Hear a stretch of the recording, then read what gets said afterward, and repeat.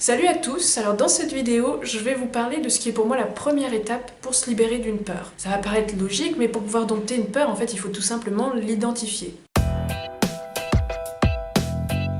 Ça semble évident, après tout, on peut pas vraiment se battre contre quelque chose qu'on connaît pas. Pour ça, la première étape, ça va être tout simplement de faire la liste de vos peurs. Prenez un papier, un crayon, à l'ancienne, et puis commencez à noter toutes les peurs qui vous viennent à l'esprit. Ça peut prendre plusieurs minutes pour le faire. Le problème que vous allez rencontrer, c'est que c'est pas toujours aussi simple d'identifier ces peurs. Parce qu'en fait, on pourrait dire qu'il existe deux types de peurs. Les peurs conscientes et les peurs inconscientes. Une peur consciente, c'est une peur qui peut être difficilement explicable, mais que vous savez quand même qu'elle est là parce que vous y êtes souvent confronté.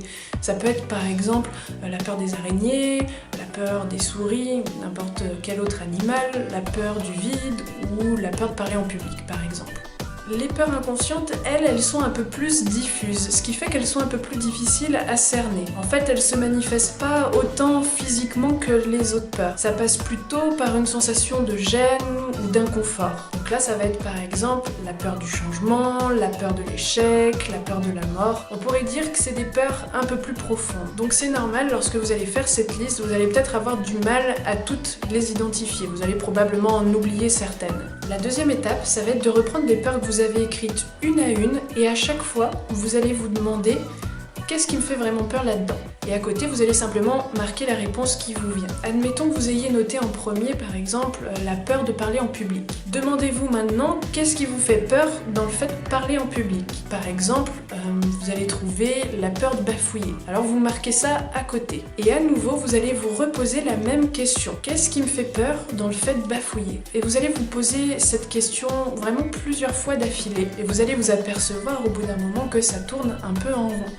Par exemple, vous allez dire j'ai peur de bafouiller, j'ai peur d'être ridicule, j'ai peur d'être mal à l'aise.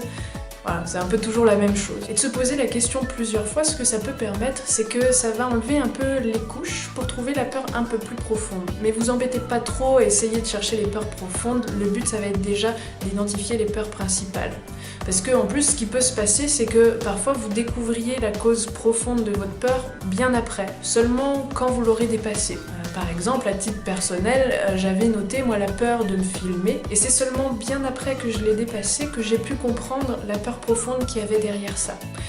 Par exemple, pour moi, c'était la peur de me mettre en avant, la peur d'être dans la lumière, et quelque part, c'était la peur de vivre. Je développe tout ça dans cette vidéo. Et c'est possible dans les jours qui suivent que vous découvriez d'autres peurs que vous aviez oubliées, donc n'hésitez pas à les rajouter.